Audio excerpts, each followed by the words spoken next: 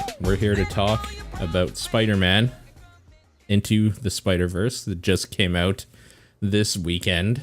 You just got back from it, so I think you're gonna have to fill in some of my faulty memory because it's been a little bit. But I've been excited to see this and talk about it, and I don't think either of us were disappointed. Nope. I was excited about this movie from the first trailer I saw, and I was not disappointed.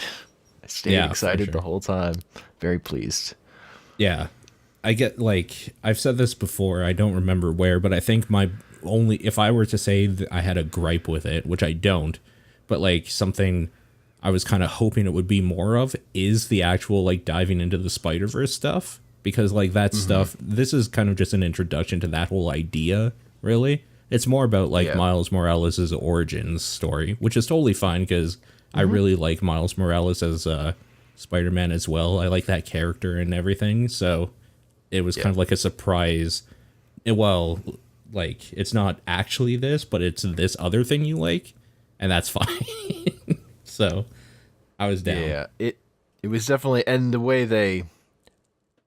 Watching the trailers as they came out, they kind of build it that way, where it was clearly like more a Miles Morales movie at first, but then like there were hints that there was more to it. So honestly, the amount of Spider-Verse stuff that we got was just all gravy to me. Sure, yeah. I'm just happy that we got a Miles Morales movie also. Yeah, but, I was kind of wondering when... In particular, I would have wanted more Spider-Gwen, but... Yeah, Spider-Gwen was dope. She was awesome. I love that character. I was kind of wondering for a while when we would really start to see Miles come into, like, popular media, because they sure really focus on Peter, like, a lot. But, like, Peter Parker, for, like, us growing up, was obviously Spider-Man, and that's how we know him. But Miles, like... is kind of the new Spider-Man in a lot of ways, and it's just been kind of weird that they haven't bothered starting really to like get him out there to the new generation, even though the comics have. Well, and also Homecoming like just steals a lot of stuff from Miles's backstory. It's super weird. Like a lot of it is built off of that, and I think they did. It was in consideration that they could have gone with a Miles Morales for that Spider-Man, but they ended up going with a Peter Parker. Yeah, I do remember talks about Donald Glover should be Spider-Man in Homecoming, and a whole bunch of not outrage necessarily, but internet like disappointment when it wasn't. Yeah. They weren't going that way. Donald Glover's just a little too old. Oh, for sure at this point. Yeah. Yeah. Yeah. But going back to Spider-Verse, I really like how they kind of introduced two things. They introduced the idea of the Spider-Verse to people that maybe don't read the comics or aren't into like anything below the surface level Spider-Man stuff that's been coming out ever since the 90s. And apparently they like did a new Spider-Man kind of recently, like a new cartoon that I haven't seen for kids or whatever. And from what I'm to understand, that stuff gets a little weird, but like I don't think any of it really dives in the way like the comics. Well, in the 90s they tried to do some clone stuff and it got really bad, but like they like started some Spider-Verse stuff in like the TV show back in the 90s at the very end of its run by introducing different Spider-Men and then like never coming back again. Well, yeah, that was like the last episode. It was the last episode. Yeah. So, it's been weird waiting this long for, first of all, that to come out in a thing that was like big.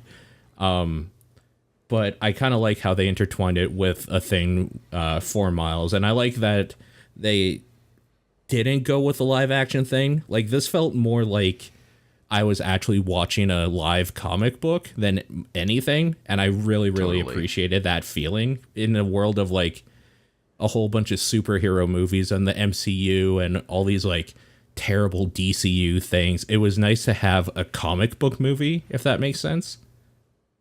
Yes, this is like the most comic book movie that's been out there in ever, maybe.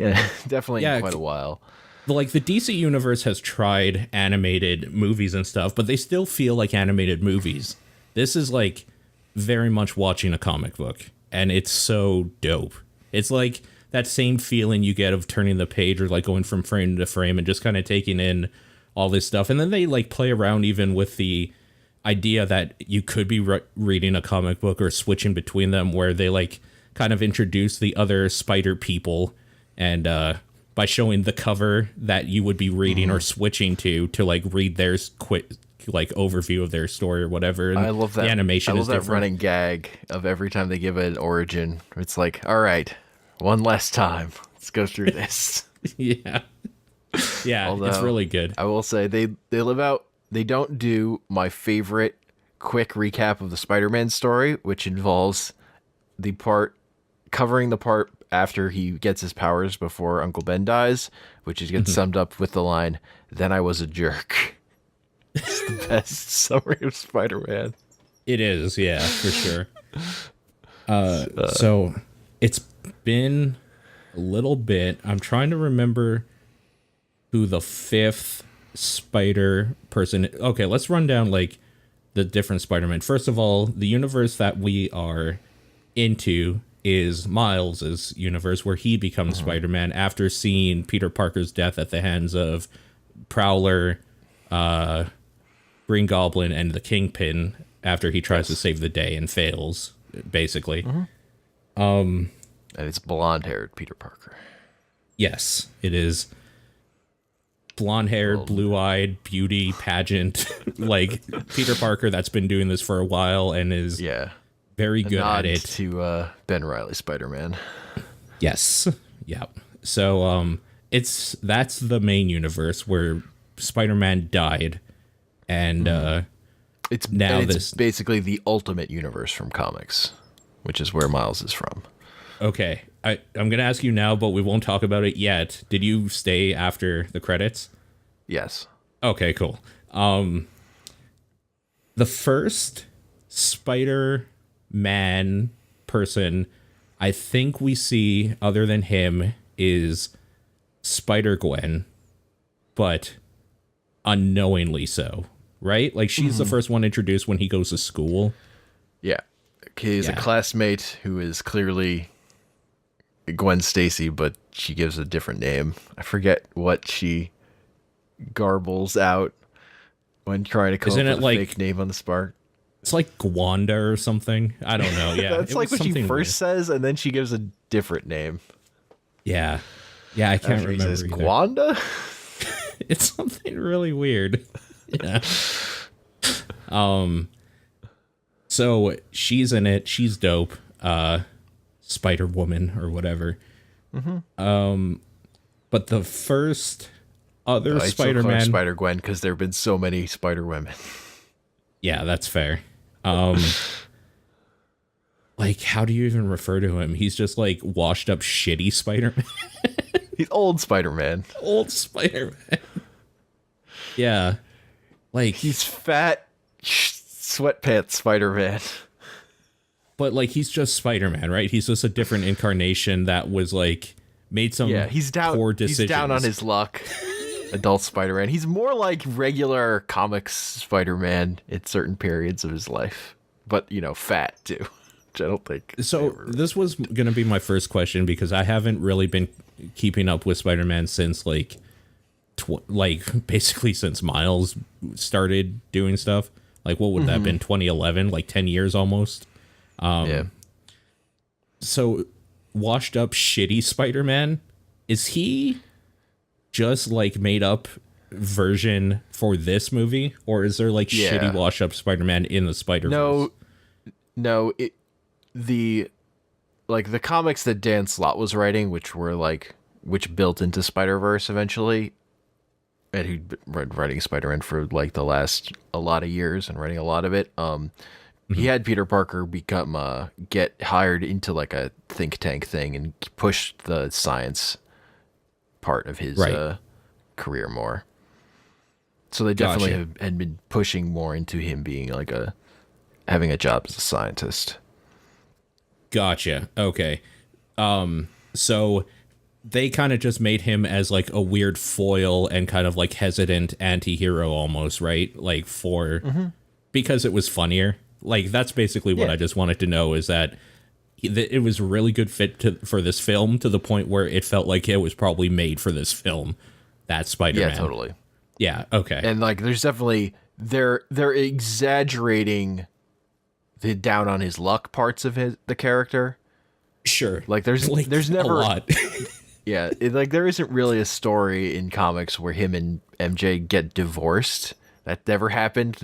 In comics they just murder her or have her get kidnapped for a year. That happened once. Yeah, they kind of do shittier things to her, for sure. Yes. Rather than, maybe she's just not They could have gotten it. divorced, but no, let's have a deal with the devil, erase their marriage. That's better, right? Totally. Let's not give her any agency. Like, something had to have happened to her is the thing. She isn't enough of a human being. And this is kind of true to her writing anyways, because for a long time she wasn't kind of written as a human. She was just there. The part of the problem in comics is they only got married in comics because Stan Lee had them get married in the newspaper strip. Right. Okay. That's the reason they got married in mainstream comics. It wasn't like really built to properly either. So it was always sort of a thing. Ridiculous. I guess like in that, but there are future versions of Spider-Man where he's like an overweight. That's that's definitely been a thing in comics. Earth X. So at that point, like shitty Spider-Man, Miles, and we find out about Spider-Woman or Spider-Gwen. They're like kind of the main three anyway.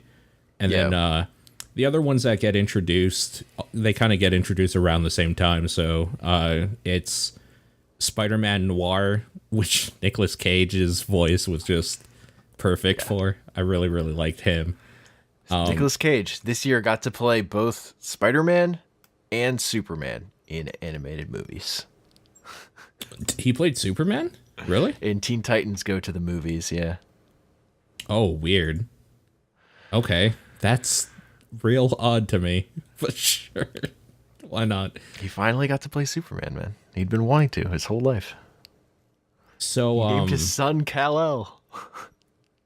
I know like almost nothing about the SPDR Spider version of Spider-Man, the Penny Parker and her dad robot thing. Because of that, I don't kind of care about her personality and like anything, but I really, really like the reason that she's there obviously is because anime, and they wanted to have different art styles, and that's totally fine to me. It just seemed like a weird pull for me personally. But I mean, I don't have fair. This wasn't written for me personally, because if it was fucking Metal Spider-Man would have been in there because he was my favorite growing up, but whatever. Yeah, like she was created during the story, the Spider-Verse story, where they were really blowing this out and using every Spider-Man ever in every story, and they made up a bunch of new ones. And she basically exists to be a reference to the Spider-Man mech from, the old Japanese TV show. Sure. But then maybe most importantly, made her an anime girl, an ordinary high school girl, and mech pilot. It's a classic meme. Most importantly, though, we finally have Spider-Ham in a movie, and that's the dumbest thing. I never thought I'd see the day Spider-Ham was in a movie. Yep. Yeah, me neither. Trust me. Particularly because Spider-Ham comics weren't very good. As someone who has read them, they're not great. But the important thing is that Dan Slott loved Spider-Ham, so I'm pretty sure that's why that happened. Yeah, I'm sure he was stoked that they could do that. I know he was stoked. And yeah, like again, just another excuse to have like that kind of older Americana animation style in there is like Yeah, like really work. Spider-Ham works so well in this movie because of the way they animate him. Yeah, for sure. And then we, like, to my surprise, we get Spider-Man 2099 at the very end, which was kind of dope, honestly. Kind of cool. Yeah, it was cool. Because that opens up that, like, this series, as long as it does well enough for them to, like, continue doing more, which They've I already think it is. the sequel. Yeah. Yeah. This could just be a thing that goes on forever for all I care. And having Spider-Man 2099 introduced and like what his whole thing with like time traveling and stuff, like they could go anywhere, literally. So Yep. I'm stoked. It's dope. But okay, so going back to the actual main story, Miles Morales sees Spider-Man die, and it's kind of his fault because he's kind of like distracting him, and he's like kind of a fly on the wall in a situation. That's another thing that Spider-Man has to like worry about, and I think he actually like gets fucked up while saving him or whatever. So you know, that's kind of shitty. And then Miles gets bit by the spider, and they do the whole origin thing of this kid that has these powers doesn't know what the fuck they're doing. And this is probably the best that they've ever done it, because using animation, they don't have to like adhere to weird graphical tricks or like set locations or anything. They could just draw whatever. Yeah. And they can have him getting stuck to pigeons. yeah, exactly. It's really, really good.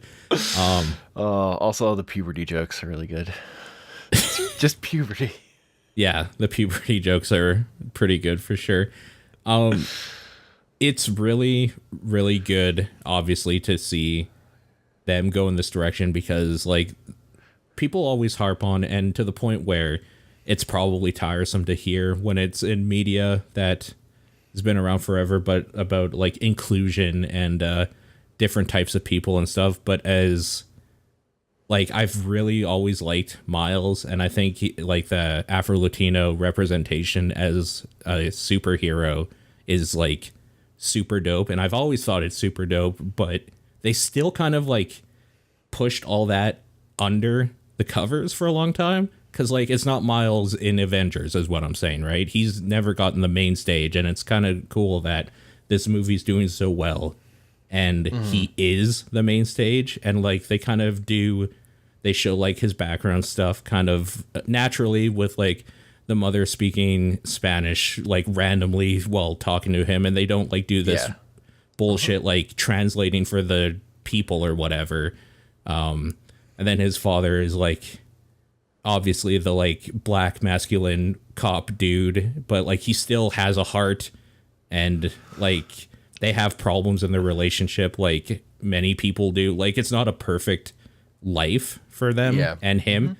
And I think that's super important, because for a long time it was for Peter, which made him being like, oh, great power, great responsibility, because my white uncle died. Like, dude, everybody's like, everybody in the Bronx's uncle died probably that night, like, or that year. So like, I don't know. It's just nice to see this stuff get brought to the forefront in a thing I really care about, especially because like they did it right in a way that I still think. So this stuff with the Obama thing or whatever, when Miles was created and put into the comics, I felt was ham-fisted, but this felt natural, if that makes sense. Like the way they did this movie felt better than I think the way that they did the introduction back in 2011, because I remember back then just being like, this seems forced. Like this seems like a forced thing. Well, okay, the weird thing about how they did it in comics is, well, they did this Peter Parker dies storyline twice in a row. Right.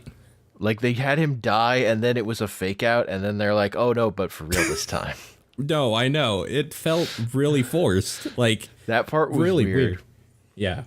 But Miles was good from the beginning. Like his first story is pretty cool, of just like a kid in It's clearly store-bought Spider-Man costume going out, and then like the last Sure. page reveal is him pulling off his mask.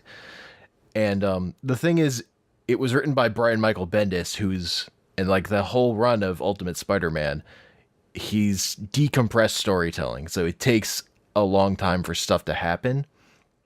So if you're just diving in when it's happening immediately, it takes a while to get where it's going and develop. But like all the elements that make him Miles great are there. It just took a while because that's just Sure. the style of writing that Bendis was doing. Sure.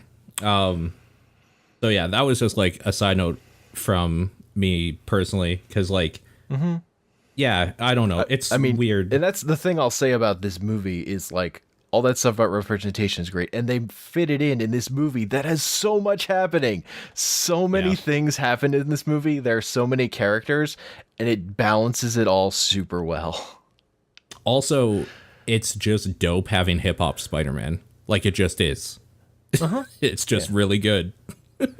I mean, yeah, having a Spider-Man, if you want representationally, just if you want Spider-Man to be from New York, he should be from Brooklyn, not from Queens, if you're making a character today. Like, Yeah. it's just makes more sense. Sure. Also, just like when he makes his own suit by like spray paint, it's just fucking dope. It's so good. Yeah. It just all works out perfectly. Okay, I think first of all, I just want to say I really like this version of Aunt May Parker.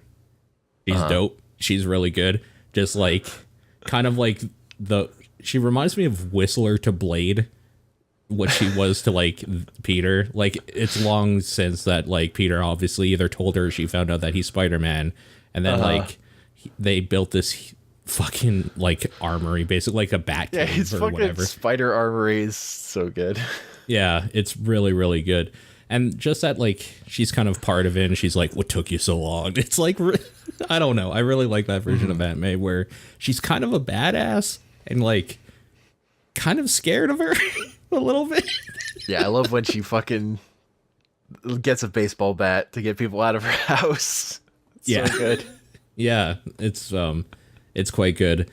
It reminded me of there was a story I really liked with Spider-Man versus the Chameleon that's like took issues but just ended with Mary Jane getting a baseball bat and just beating the shit out of the Chameleon. And that was how the story ended. That was so good. Yeah, it's super good. I like talking about the villains quickly. I really, really like Doc Ock's in it, Olivia Octavius. Oh, and I love that reveal. I think she is creepy as fuck. She pulls that Yeah. role, like the way they made that role, and like even her arms are like that squishy, like medical grade stuff instead of like steel. So it's kind of like flimsy in the way that I'm reminded of like scenes of horror where you're like they show a hallway and something's like moving down it all radically and their like limbs are bending all weird and it's just really like gross. That's how like her octopus like tentacles feel. They feel almost like living, and it's so fucking gross compared to like the old style like just steel rivets and stuff like that. That's like very mechanical and like cool looking. Her stuff is kind of like disturbing. Weirdly enough, I don't know. I really, really liked her design, and I thought that reveal was super, super good. It's so good because they set her up as like maybe she's like the good-natured scientist who's just in it for the science and a little in over her head with this evil guy who's been giving her money. But nope, she's super evil. Yeah, our fine or like our thing or whatever. She's like talking to Fisk. Our super collider. We talked about it off air, like before we started, but Wilson Fisk is the most intimidating kingpin I've ever seen. He's like, just a big angry square. It's so big, good. angry square, and he looks like it. The way he's drawn and animated when he's fighting, it looks like all of his hits fucking hurt. Like, oh man, in a way that a superhero would actually feel it for sure. Yeah. He just fucking murders Spider-Man by smashing him, and you're like, yep, he's dead. Also, Fuck. his I really like what his motivations in this are too. It's not just the money and the like glory and stuff like it usually is, because he's the kingpin and he has to like keep people in their place or whatever. This was a very like heartfelt, like, I'm doing what I need to do to make things right, and like it makes him a better villain in the process. Because I really hate the way when the villains are just like there for power. He has power in this point. Like what he doesn't have is the thing that's driving him right now, and I think that's super. And the important. way they set that up is like, I think, a great example of how this movie knows how to handle it, even its dramatic moments, as like fun and energetic and silly as it is Yeah. like he's just a big angry square, Yeah. basically. Yeah, that scene is like But terrible, because that's actually what gets Peter killed, is that comment. it just turn when it shows the moment where he loses his family, and he turns and his face sinks. It's like all there in the emotion on his face. Like immediately you get it. And and then it plays out a little bit more after that with them dying, but in that moment he lost them. And it's so good, and it's so much more effective than if they put more time into it. They just conveying it, and the way they convey it works like a way a comic book works. Of it's these like single image, big changes happen, like, and it's this image that matters. That's what makes the movie feel like a comic book to me. Totally, yeah, and there's a lot of them for sure too. Yeah, totally. Like the Fisk one is just like the good example to me, because like they do. Like, this movie has a lot of villains, but you never have the villain problem because they're properly stacked to which ones matter and which ones don't. Like, the Scorpion is in this movie. He doesn't matter. It's fine. He's the Scorpion. He's a dude with a scorpion tail. Too. It's so good. Like, Fisk is the villain that gets the emotional arc. Also Prowler, but yeah, Prowler. So here's the thing about me. I've never fucking cared about Prowler at all. Well, yeah. So Prowler in regular continuity doesn't matter, but in ultimate continuity, he matters a lot because he was Miles' uncle. Yeah. So that story is also in there. Because the other thing that this movie does is it's taking a bunch of other stories and putting them all together into one thing that makes it all better. So like this movie, there's no like one comic to read this story, because it's taking elements from a bunch of things, and it ends up being better than the comics it's based on because of that, which is like one of the reasons I'm over the moon with it. Yeah, no, like, this is what I want, man. This is what you have the opportunity to do when you're making a movie out of this stuff. Yeah, you build the universe by having things happen at the same time or while other things are happening, because that's how life works. Yeah. So, like, yeah. And you can just assume people can piece stuff together. You can do it quickly, and if you do it well. Could you imagine how much like less impressive this movie would be if this was all about the relationship of Aaron to Miles being the uncle and the Prowler, and then like that dichotomy? Then it would be another Marvel movie. It would be, for sure. Thank God it isn't. Like, I mean, it would still probably be okay, but this is so much better. This is so much better. Yeah, I am so fucking stoked about this movie. It is ridiculous how, like, I've been waiting 2 weeks to talk about it. Okay. There was something. Oh, Green Goblin. Still just going on about the villains. I really like that he's just a giant Green Goblin. That's real good. Yeah, because that's what his design is in the Ultimate Universe. He's just big, dumb. I hope they do stuff with it, though. Like, it was awesome seeing him, but like, I could see them doing more with him in a future date. So I hope that they do. I mean, you can just go to a different universe and get a more interesting Norman Osborn. It's fine. I guess.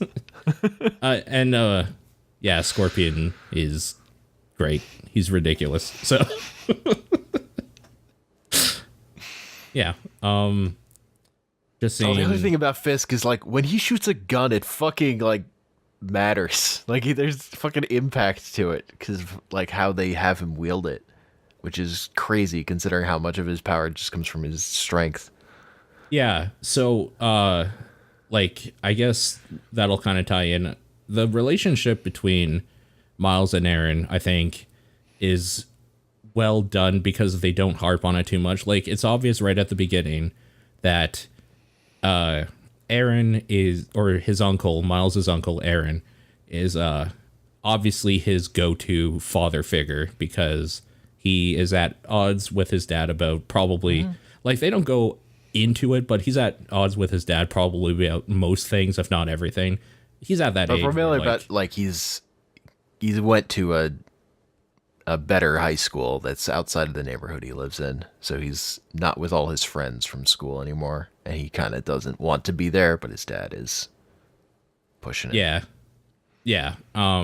It just seems like in general they probably don't see eye to eye on a lot of stuff because authority figures and growing up and stuff. His You're dad kind of hates not supposed to. Spider-Man, you know. Yeah. Yeah, exactly. So I really Hangs out with like his cool uncle.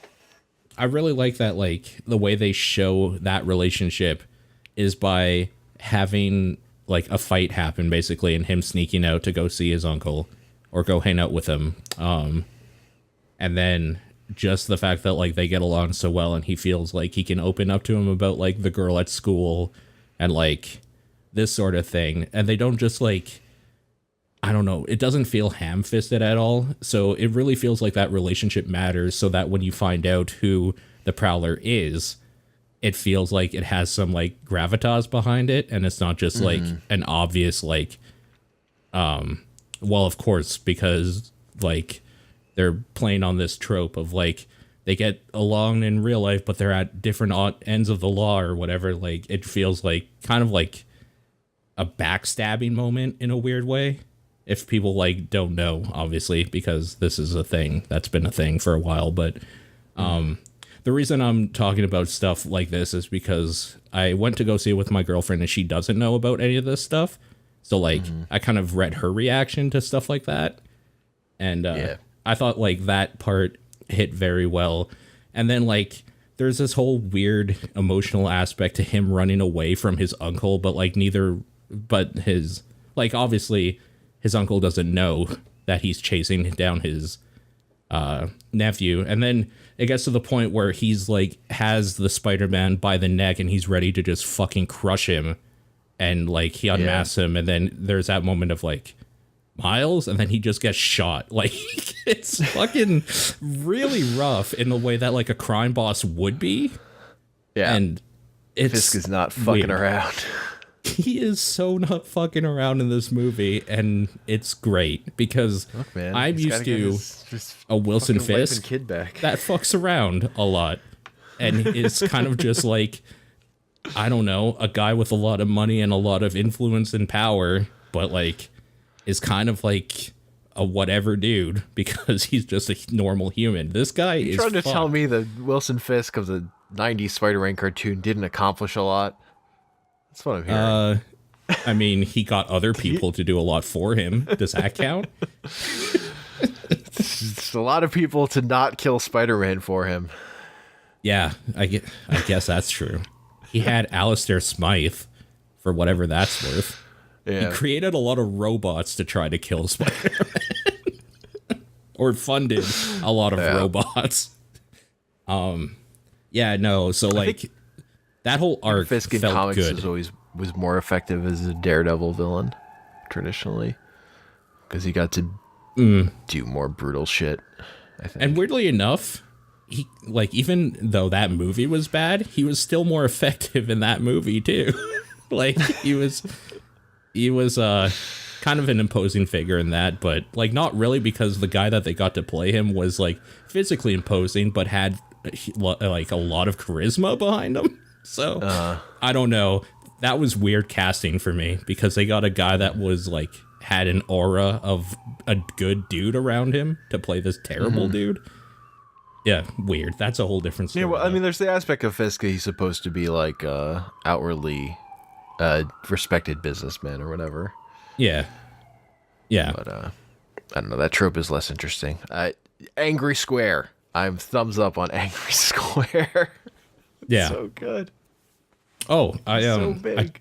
I just brought up the article on Wikipedia just as a side note for Spider-Verse, and Gwen does refer to herself as Gwanda. So Okay. there you go. There you go.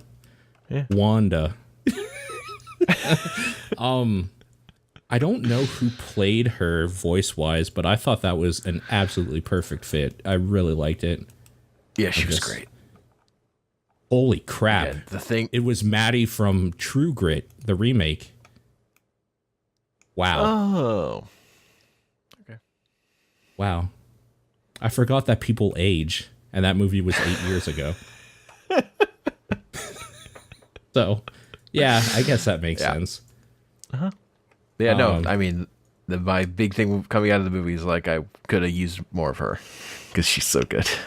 Yeah, I felt legitimately sad when they split, like, parted ways. That sucked. For like, I want to see you two get in more adventures together. Why can't you be part of the same universe? Ah! But, yeah, no, I would love to see more on her.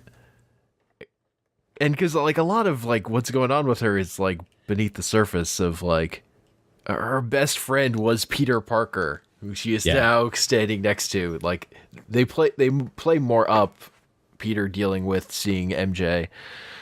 Yeah. He's not even dead in his world, but, like, Spider-Gwen is dealing with a dead Peter in her world. Also, that character is I love that character idea because Gwen Stacy was such a nothing thing, and doing something interesting with it was such a ripe ground for good comics. Now that you bring it up, though, you are right. They should have focused more on the fact that she is around the exact copy of her friend who died. Like, they should have played that up more. It's in the performance, but you have to look. But for it's it. not. Yeah, like they should have done more with it. I think because I think the way they handled the MJ stuff with Peter was pretty good too. Like how she almost fucks up everything by just being there at the ball at the Fisk place at the end. He wants to get her more bread. I'm just sorry I couldn't get you bread. Yeah. Just so sorry. Yeah, exactly. I'm just trying. Also, like, okay. Do I want kids line?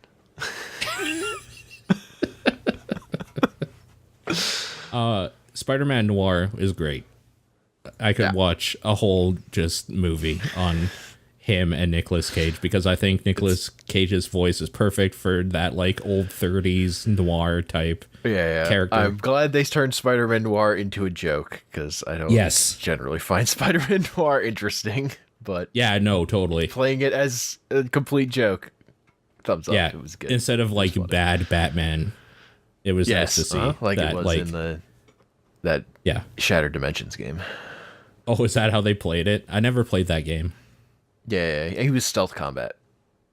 Sure, that makes sense. Spider-Ham, of course, it's just like I would have really liked to have seen more of him fighting. Like, I wish there were more fights that he was a part of because I really like the like Looney Tunes. Like, here's a hammer. It fits in your it fits in your pocket. Look, there were some good anvil drops. Yeah, there were some good ones, but there could have been more. Yes, I could have used more because it's so good. That being said, I don't think I would watch a full length like version of his thing. I think he's a good side thing. Yeah, totally. So I hope that he gets brought back. I don't know what to think about Penny Parker, dude. Like, that's just not at all my thing. At all. So I hope it's somebody's. It must be somebody's, but I still kind of feel like she might have been in here because she was the token we can do an anime style character. I'm pretty sure that's what that was. I mean, that's how they played it as. Because like, she's mostly about her animation. Yeah, for sure. For also, what she has it's a cute worth, little spider that's in her robot. Yeah, like, for what it's worth, I thought the fact that, like, her dad was the fucking spider robot thing was cute. kind of. I don't know. I like that she. Oh no. I like that she's always eating snacks because I relate. Yes. Uh-huh. Yeah, totally. So She's yeah, diva-esque, totally. I would say. You're right. She was diva. Holy shit. Oh god, I might actually hate her now.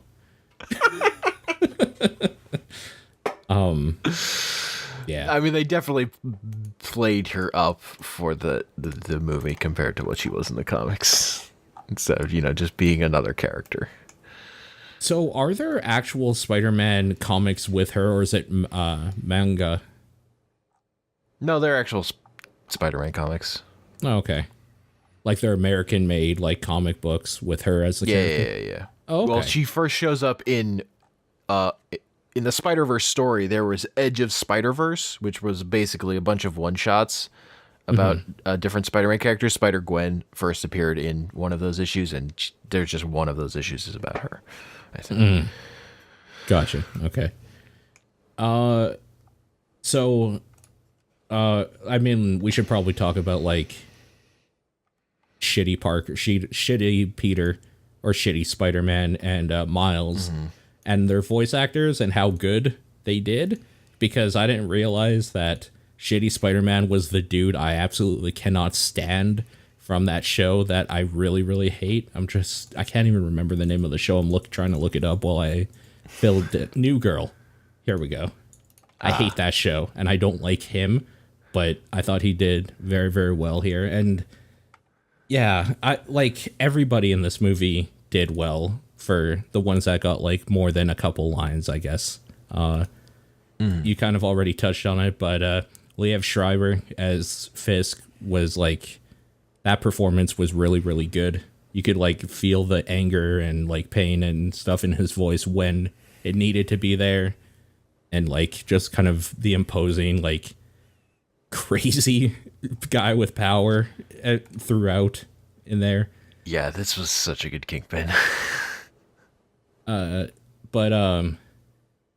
Jake Johnson as shitty Spider-Man, that like, it's hard to like really describe what it is, but the fact that he did like Slacker so well underneath like what's like, it's because in his world or whatever, he was the superhero. Like he was good Spider-Man forever, and then it just slowly slid downhill, but like there's still that part of him.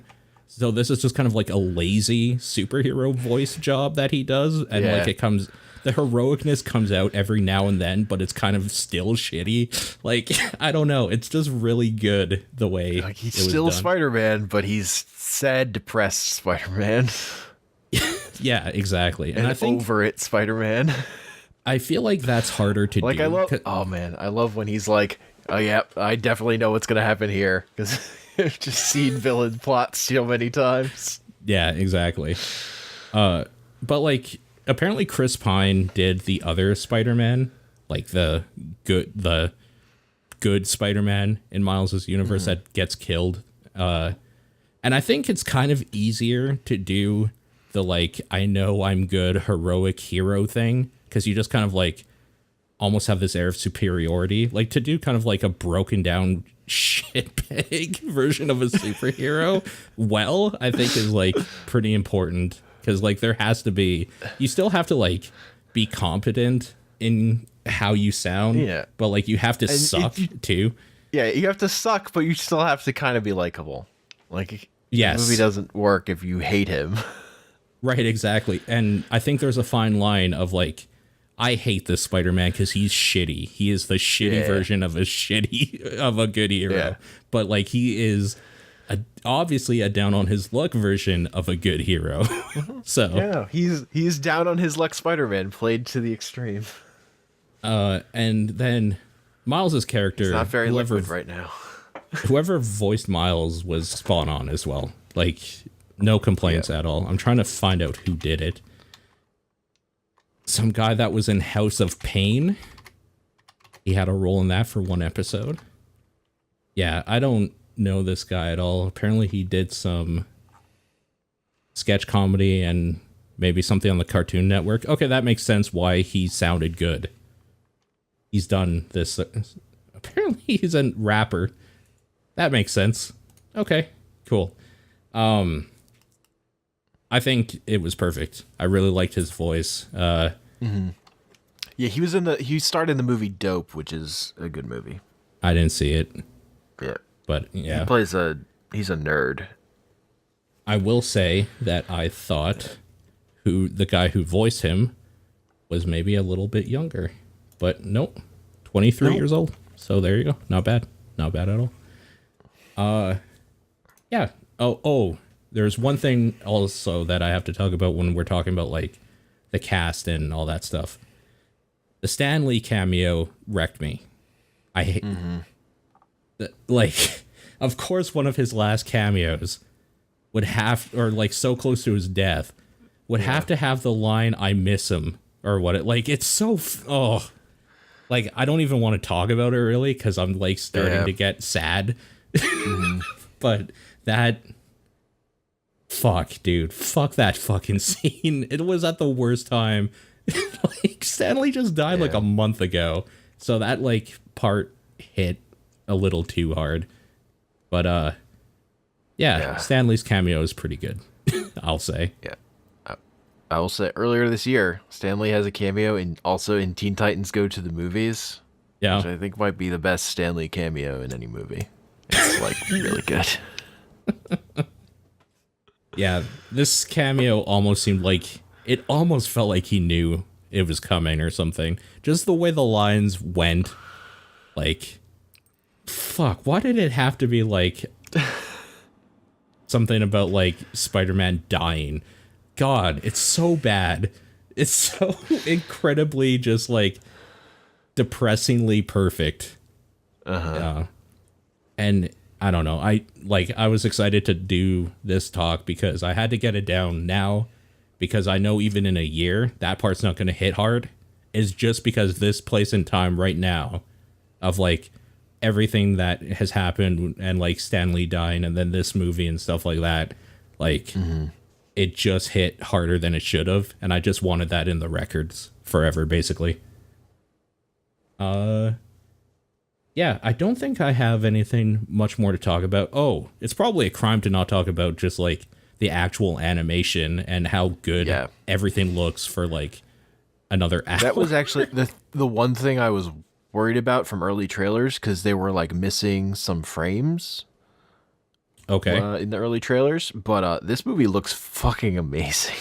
There's a lot of parts where they do that on purpose, and I think that actually adds to the feel of flipping through a comic book where it's kind of like staggered and stuttered. Yeah, like everything they do works. And also the giant vortex, which I will say, this movie keeps the holds the trend of giant vortexes in comic book movies, though this is a better giant vortex than a lot of those movies. But we do have a villain with a different power set than our hero. So, you know. We do. Yeah. Money and power, which is the exact opposite of Miles. Like Miles has powers, but he doesn't have power, if that makes sense. I just love Peter making the case for Miles. He's like, he's got stingers. Can't do it on command. Can't do it on command. Yeah, that part's really good. Yeah. It has that. Also, another little moment I just want to shout out is when like we first meet Gwen basically, and she says, "I liked your joke. It was terrible. It wasn't funny." Yeah. Yeah. The writing is so good in this movie. It sets up the characters perfectly and just like their dialogue in a way that these movies haven't done in a long time, like the comic book movies. Mm-hmm. God, it's so Marvel good. Brand movies. Yeah, I guess we'll make that distinction. The MCU, I'll say, just in general. Did they have comic book writers like writing this? No, it's one of the guys who wrote the Lego movie. Okay. But not both of them. It's just one of them. So half of Lord and Miller. I think it's just Lord. Oh, the singer. That we could be royal. There's no E. Oh. Gotcha. I don't know if there are any other Credited writers. But Also, yeah, that Phil vortex. Fuck, dude. I've got disoriented watching that. Like, it was super just like, oh, this might be too much for me right now. Like, this is too much visual stuff going on. It got a little crazy at. Oh my god. But When they're like, I love the like, this fight's gonna take a while, and then Stockard just gets hit by a car, a truck, and it's like, she's done. yeah, for sure. That's really good. Like, it probably also, should have felt that way, so I'm glad it did, I guess. Yeah. Gotta keep it moving. Also, my friend who I saw the movie with pointed this out to me, and now I can't unthink it. Okay. He said during that part he was reminded of Sonic 2006 because that tornado was carrying a car. God damn it. A tornado's carrying a car. Gotta find the database, man. Yeah, exactly. Yeah, I don't think I have anything more to talk. Like, it's hard to talk about the visuals in a way that isn't just saying they're good, because it's really a thing that, like, people just need to see. It's so colorful. They do a lot of creative stuff, like with the animation, and just in terms of the way action is staged. It feels fun. Like, it felt like everybody who worked on the animation felt like we're probably having a good time doing it. I really like how they animate the weirder characters from other universes differently. Like Spider-Man Noir is his monochrome and his constantly billowing cape, or coat, his trench coat. I was totally thinking about the billowing cape, or the cape of billowing, that one scene. It's like, there's no breeze in here. It's got to be noir all the time, man. Yep, exactly. All the time. But also the way they framed action and the dramatic moments felt very much like comics. They just they put heavy emphasis into what you were seeing at certain moments and staged it quickly but deliberately. Yeah, in a way that, like, it makes your eye follow the thing that you should be looking at, in the way that comics do it, for sure. And that definitely makes and they use that principle that works on, like, fast comedy also for the dramatic moments, where it's about the timing and hitting it right and then getting out and going to something else. Yeah. Which I really appreciate, because the big thing with a lot of comic book movies, the Marvel movies, is how they drag out the drama. Sure. Like those Sam Raimi Spider-Man movies, that's my biggest complaint with them, is how they fucking drag on the fucking, like, oh, Aunt May's in the hospital giving a speech now, let's be sad stuff. Like, it's too fucking much. I don't like it. It's not effective. Yeah, no, for sure. I definitely agree. They do it right, for sure. Yeah. Like, the way they do it is just how the whole movie is. The pacing, visual, voice acting, music, it has energy to it. It never lets down at all. But not in the way that, like, it doesn't have quiet moments to, like, make those other things pop more. In the way that even the quiet moments have a reason why they're happening in the pacing of the story that doesn't feel, like, ham-fistedly put in because now we need a moment that's sad. It just all works together in a way that... And it allows them to do so much more. Like, totally. Just, like, again, there's so much in here. Which is part of, like, it's super key to why I love it so much. Because they found the room for so much and they didn't waste space. Yeah, totally. One thing I want to add here, looking at this article, apparently the music, a soundtrack album was released by Republic Records when this came out, so yesterday, and it was curated to be what Miles Morales would listen to. So their soundtrack is stuff Miles would listen to, basically. Yeah, that makes sense. Yeah, that's... but also, there's the Spider-Man Christmas song at the end of the credits, which is so good. It's so good. Yeah. when they're talking about Spider-Man putting out a Christmas album and like opening the like restaurant or the store, God, that shit is so good. That is what a good movie. Oh, also that I really like that Spider-Gwen isn't a love interest. She is just somebody who is cool that like Miles maybe like has a thing for, but it's never harped on because there's kind of more important shit going on right now. So we can worry about that at another point, maybe. But you know, she made that line about saying how she doesn't have any friends. So it's like, maybe we could be friends. Yeah, exactly. It's enough. God, it's so good. What a good thing. Like, I was thinking that if we talked about best movies of the year, I don't know what my number one would be. I know now what it is. I think this is my number 2. Because Sorry to Bother You is a fucking trip.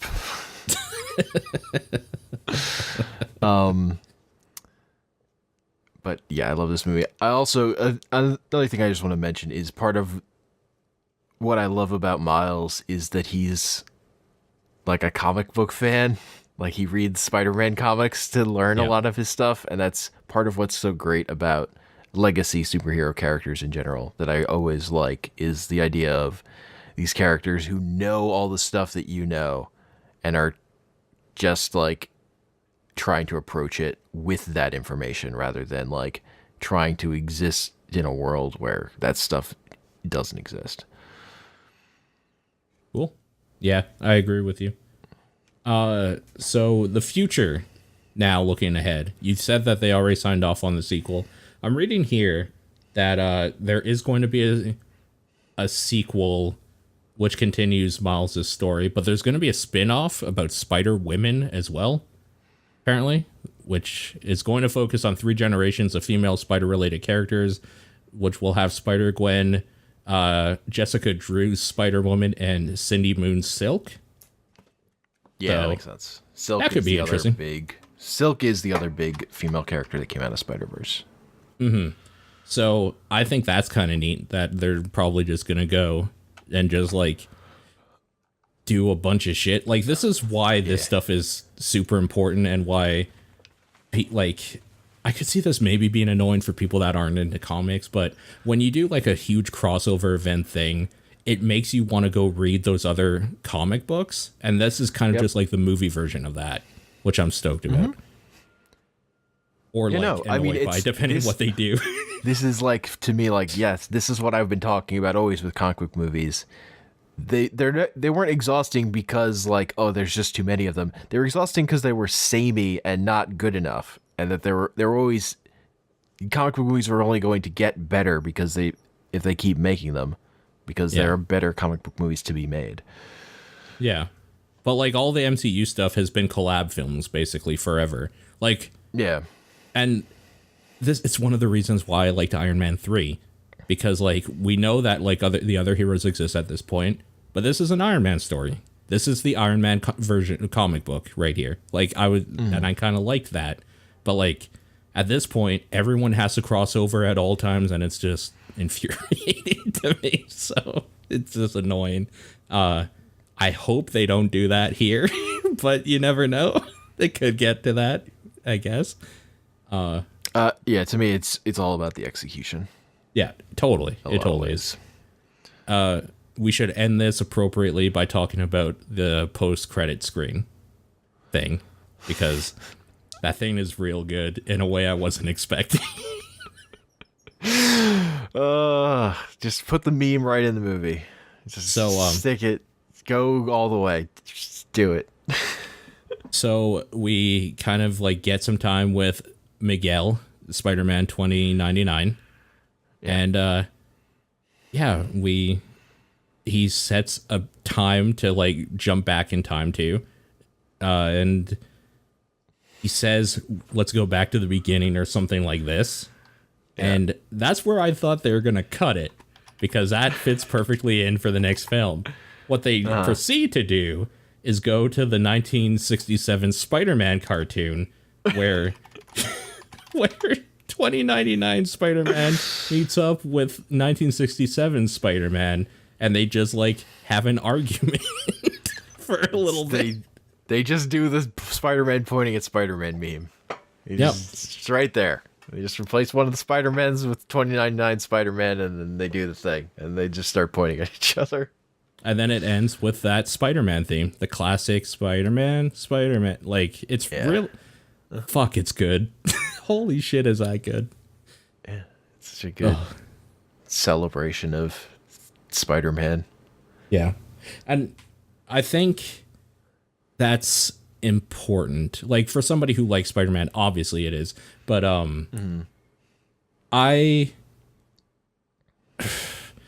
Spider-Man, I don't think, has been good in a lot of incarnations, is the thing. And it's always hard to describe what I like about Spider-Man to people, like the type of heart that I saw as a kid in those comics on the cartoons and stuff. And this movie kind of brought that back, like, in a new way, which I'm excited to, like, show people, because for too long it just became about, like, at the very worst, revenge, because Uncle Ben died and I fucked up, so now I'm mad, I'm going to, like, capture a bunch of bad guys, or, like, I just have to do this because great power, great responsibility, blah, blah, blah, no other real reason. Like, it's nice to have some heart back into that character, and to, like, everything that's going on around him, and to feel like things have kind of, like, meaning behind what's going on, because for a while there, it just kind of felt like, yeah, this is just a comic book with a superhero doing superhero things. He has these powers, let's put him up against this enemy with his powers, and that's, boom, we're done, or whatever. And I guess I kind of blame Sam Raimi for that, but not really. That's just kind of the way things were at that point, I guess. So it's kind of nice to just have a comic book movie and not have to focus on this giant grand scale war thing that's going on in the MCU currently, and all these other different people. It's nice that all the different people in this movie are just other Spider-Man, basically.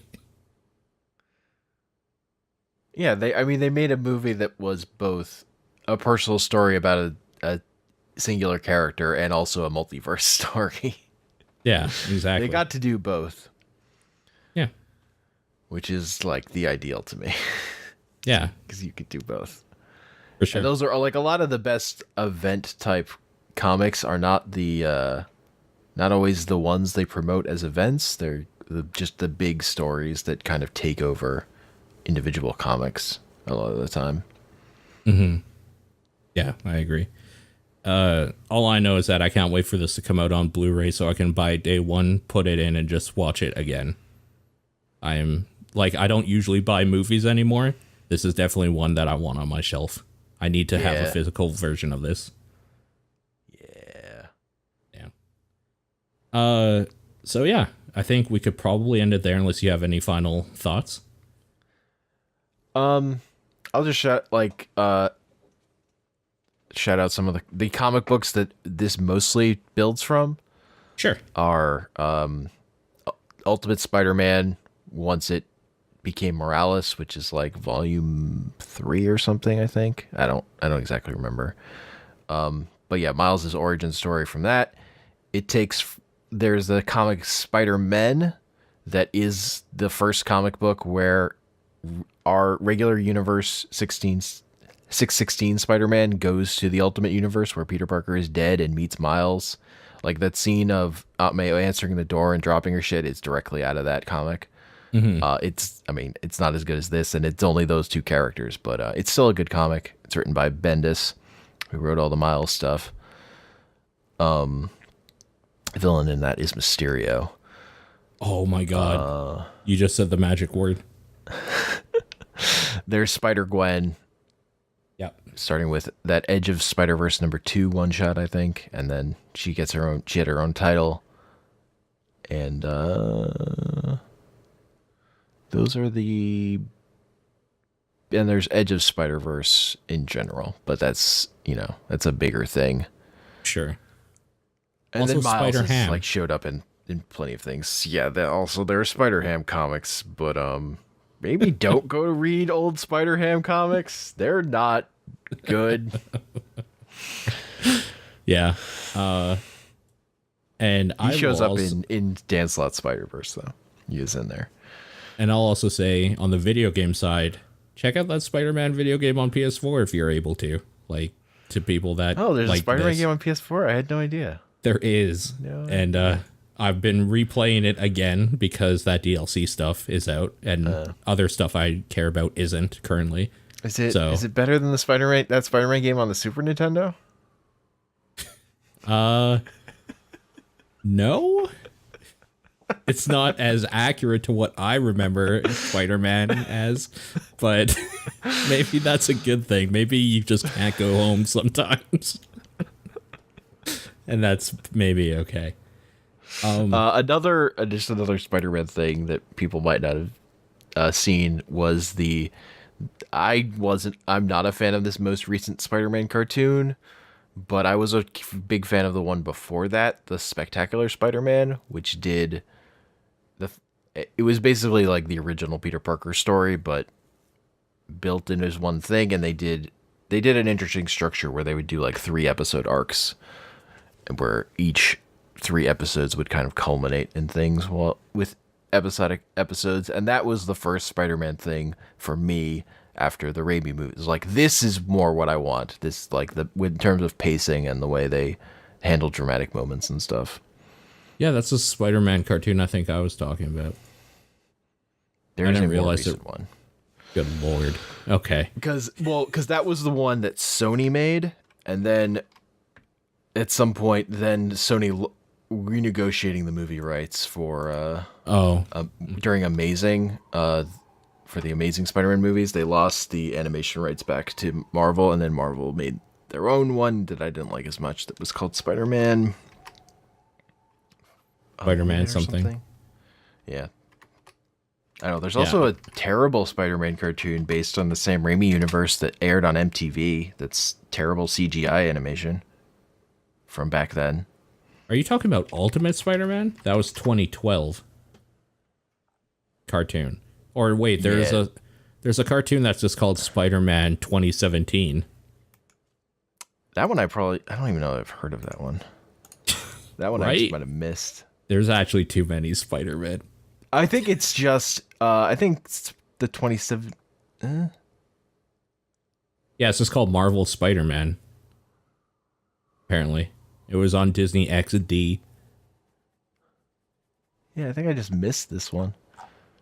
Huh. I'll have to check that one out. The series was renewed for a second season in early 2018, which premiered on June 18th, 2018. Yeah, Ultimate Spider-Man I wasn't a fan of because Peter Parker was a fucking asshole in it. Like, he's just I just hated him. It's like, so like that series does lots of crossover and characters, has lots of characters from all over the Marvel universe, but I just fucking hated their Peter Parker. He was a fucking piece of shit. Yeah. Spectacular Spider-Man is one I really like. Spider-Man, the new animated series, is bad, but it was Canadian animated. That's why it's bad. Spider-Man Unlimited, also bad. That's the sequel to the 90s show where Spider-Man travels to a different planet. Where the High Evolutionary, has their horse people and stuff. I still have a soft spot for Spider-Man 1994, but I will say it doesn't hold up as I remember it, but like my nostalgia blinds me to it. So yeah, it's okay for me. The big problem with that one is the animation is super inconsistent. Like the frame rate just goes weird.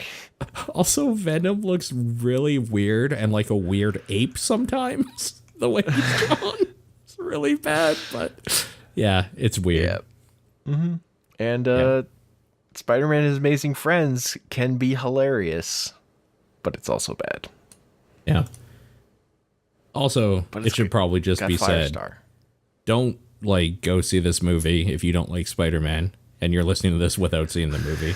Like, you kind of have to care a little bit. And I don't know why I even have to say that, but it seems like I do, because the few times I've actually said that Spider-Verse is really good, I've just gotten responses saying I don't care about Spider-Man. It's like, well, then I'm not talking to you. That's like, I don't know what you want from me. It's a movie about a bunch of Spider-Man. And you don't care. There's more than one Spider-Man. If one Spider-Man was too many for you, you're not going to like it when they put in like 5 of them extra. Yeah, exactly. But yeah, that doesn't work out for you. I like, even if somebody was listening to this and they hadn't seen it yet, I would still say go. Like, you're not if you know, like, knowing what happened because we talked about it makes no difference at all. It's such an experience. I hope if you like does. 2D action animation, I say see it, regardless of anything else, because it's fucking beautiful. It's like an impressive piece of animation. If you're an animator, there was a person in the credits have who to was see credited just for doing record scratches, and that's hilarious. That's really good. Yeah. Yeah. Okay. I think we could probably end there. So, yeah.